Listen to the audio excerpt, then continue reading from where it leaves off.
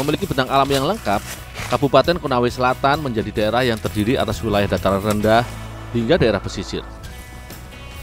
Di Desa Landipo, Kecamatan Muramo ini, aku akan mengeksplor bagian hutan dan kebun warga untuk mencari buah-buahan hutan yang enak dan baik untuk dikonsumsi. Untuk mengambil buah dongi, aku harus memanjat untuk mendapatkan buah yang berada di bagian ujung-ujung tangkainya.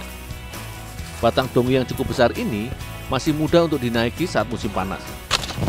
Jika sudah memasuki musim penghujan, batangnya yang bisa mencapai tinggi 30 meter ini akan menjadi licin dan menyulitkan aku untuk mengambil buahnya. Buah dongi memiliki penyebutan lain seperti songi ataupun buah dengen serta dengilo bagi masyarakat Manao. Tanaman asli Asia Tenggara ini memiliki aroma dan cita rasa asam yang khas. Buah dengan nama latin Dillenia serrata kaya akan vitamin C dengan bentuk dan ukuran serta rasa mirip dengan jeruk. Buah yang sudah matang biasanya ditandai dengan kelopak buah yang terbuka dan terlihat buahnya yang berwarna kuning terang.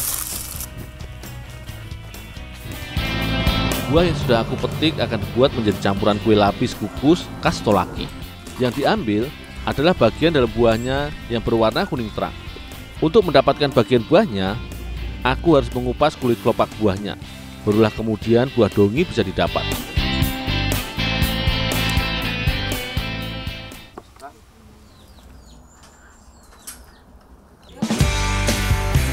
Buah dongi selanjutnya tinggal ditumbuk. Menumbuknya juga tidak terlalu halus.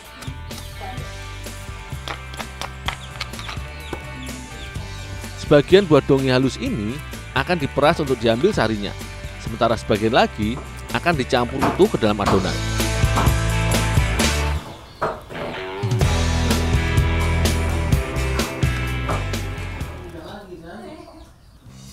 Adonan kue lapis yang akan dibuat oleh Ibu Asna hanya terdiri dari 2 lapisan saja. Lapisan bawah merupakan adonan dasar berwarna putih yang terbuat dari campuran tepung beras, gula, dan santan. Untuk takaran antara tepung dan santan adalah 1:1.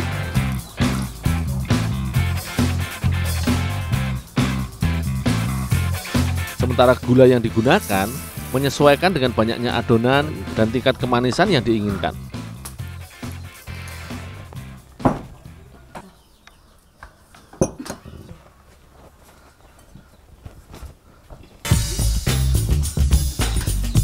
Untuk lapisan kedua, bahan adonan akan menggunakan sari buah dongi sebagai pewarna dan dongi tumbuk untuk mempercantik tekstur kuenya. Khusus adonan lapisan kuning juga ditambahkan telur agar bahan adonan nantinya lebih cepat lengket dan warnanya semakin terang. Jika lapisan bawah menggunakan tepung beras, maka untuk adonan yang menggunakan campuran buah dongi memakai tepung terigu agar lebih mudah menjadi padat jika dicampur sari buah dongi tumbuk.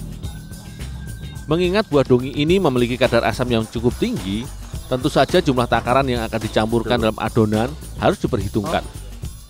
Karena buah-buahan asam bisa meningkatkan kadar asam lambung, terutama bagi penderita penyakit yang berhubungan dengan lambung dan pencernaan.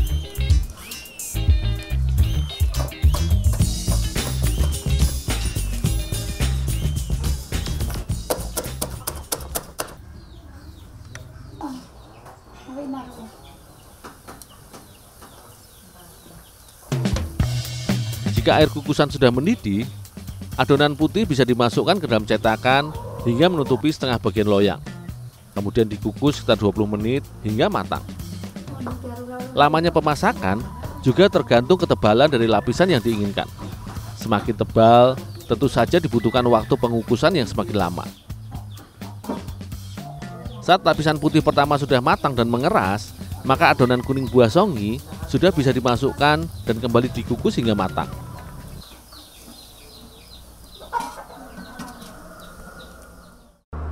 Inilah kue lapis kukus dari buah dongi khas Tolaki, Konawe Selatan. Sari dan halusan buah dongi yang berwarna kuning cerah membuat warna kue ini menjadi semakin cantik. Rasa segar asam buah dongi juga memberi rasa dan aroma berbeda pada panganan tradisional ini dibandingkan kue lapis pada umumnya yang bercita rasa manis. Dengan mencampurkan halusan buahnya, aku masih bisa merasakan tekstur buah pada lapisan kue yang berwarna kuning ini. Sajian kue basah seperti kue lapis dongi ini biasa hadir dalam beragam acara hajatan masyarakat. Mbak Marta sudah tes?